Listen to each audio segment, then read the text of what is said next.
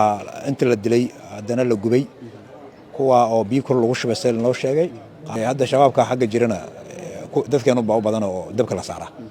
xitaa dawladda ciidankeeda saraakiilku ma yihiin dadkeenu baa u badan dabka la saara haddana iyaga dhaxdooda hadii dabka la isku saara waxay noqonaysaa marka in dadkii la ciribtiro oo la tirtira maalmo dagaal dhici doono waa magaalada dhexdeeda lagu dagaalami doono magaalada dumi doonta dhaabay doono xabad meesan maqal xabada waa ku cusbad xabada maalada la iskaga riday haddee system baa lala dagaalamay systemkan waxaa madaxweyne ka ahaa madaxweyne Cabdicasiis haddii ninkii systemka la dagaalamay waa sheegnay anaga waa baxay systemkii haddee beel xariina la dirirayna xariin meel uma socda mana bixi doona duulaara magaalada waa ogtahay 9 saac 8 saac been ma la socon jiray wax nin mobile iska dhici jiray ma jirin magaalada dadkeeda xabad maqli jirin waxay hadda aad ula yaabiyeen xabadahan la ridaa iyo waxay ku leeyihiin xabad bada dhacdo soo wacan ma dhacay marka dadka 7 sano in ka badan ba xabad meesan maqal nimanka isku raranka halkan jooga waxaan u sheegayaa magaalada xabad ku ridina magaalada nabadeeda ku dadaala waxa jirtay laba qof oo wuxuu ahaa inta la dilay haddana la gubay kuwa oo biyo kor lagu shubay loo sheegay qaarkoodna xaqiijinaba maadaama hadee gacanta lagu tumay reerka oo gacanta madaxweynaha waan u sheegnay waxaan dhaanay gacantaada lagu tumay weeyaan gacankan lama qaban lahayn marka asina uu garawsaday woona aqbalay taayada la tirkeeda xariin meel uma socda mana bixi doona duulaara woona joogaya marka taas dadkan ugu sheegno maasan tahay muddooyinka dambe bilihii ugu dambeeyay waa ka maqnaa magaalada waxaan soo gaaray magaalintii shaqaqada dhacday laba maalin kadib khamiistii baan soo gaaray waxaan u soo gaaray firaaqii dhacay iyo dhibkii dhacay in dadkayga ama bulshada aan la qaybsado hawshii maalintaas aan galnay oo maanta ku shan ah aan noo jeedin aan wadnaa alxamdulilah ilaahay baa u nimcay magaalada wax dhibaato badan kama aysan dhicin oo in la dagaalamana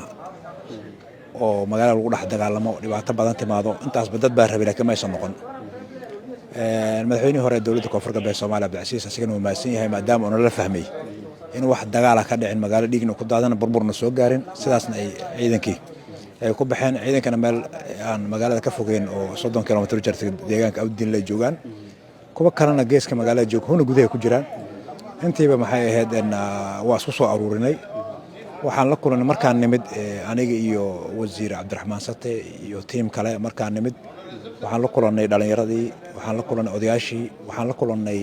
saraakiishii marka halka ku sugnayd qaybooda kala disnaa intaas dhan baan la kulanay kadib waxaan muxuu ahaa ka howlgalnay sidii bulshada loo dejin lahaa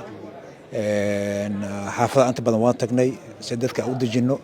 inaysan dhibaato jirin haddee system baa lala dagaalamay systemkan waxaa madaxweyne ka ahaa madaxweyne Cabdicasiis haddii ninkii systemka la dagaalamay waa sheegnay anaga waa baxay systemkii ninkii haddee beel xariina la dirirayna xariin meel uma socda mana bixi doona duulaara woona joogaya marka taas dadkan ugu sheegno waxaan la kulannay kadib kusimaha madaxweynaha oo muxuu ahaa ninka la soo magacaabay Jibriil dowladda federaalka ayaan hogaamiyaha kumeel gaarka ah ayraadi haddaan saxo ayaan la kulannay si fiican buu noo soo dhaweeyay war farxad la oo bulshada Soomaaliyeed iyo bulshada reer Beedhaba iyo guud ahaan reerkaba oo ku farxa ayaan kula soo kulannay kadib madaxweynaha dowladda federaalka ee Soomaaliya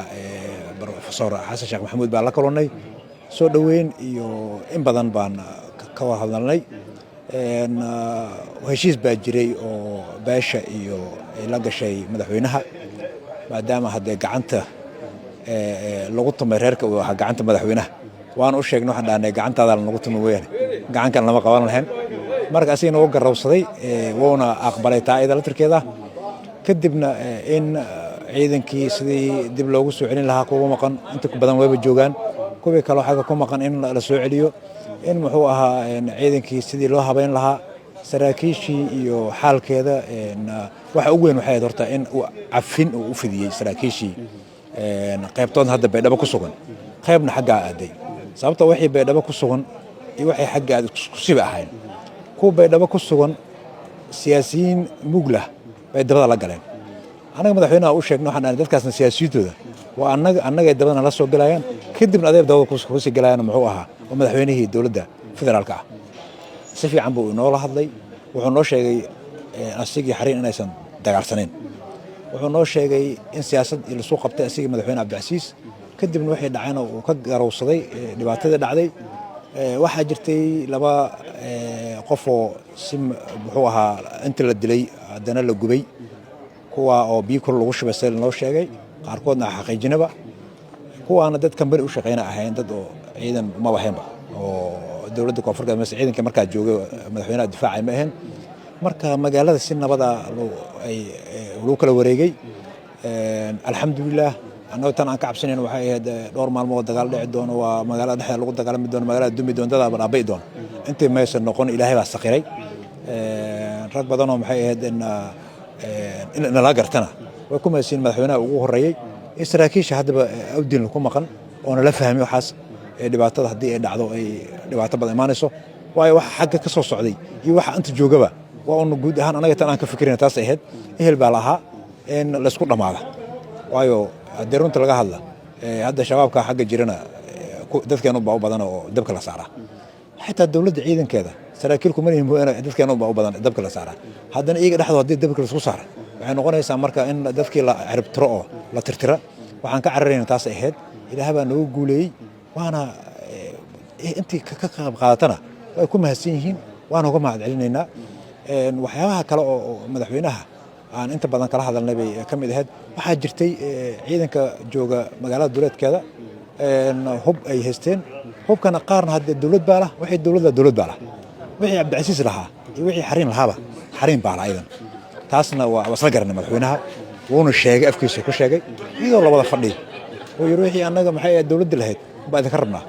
wixii maxay ahayd inta idinkaga jiro oo xariin lahaana beel waxay lahayd annaga shaqaan ku leenahay ma lahan beelna weerar kuma nihin mana taargetna nooma ahan annaga waxaan rabnaa doorasho qof coda waddankaanoo nabad ah ayaan rabnaa marka alxamdulilah heshiiskii waa lagu guulaystay marka waxaan leeyahay xariin iyo xasan sheekh way heshiiyeen reer baydhabo nabad ku hurda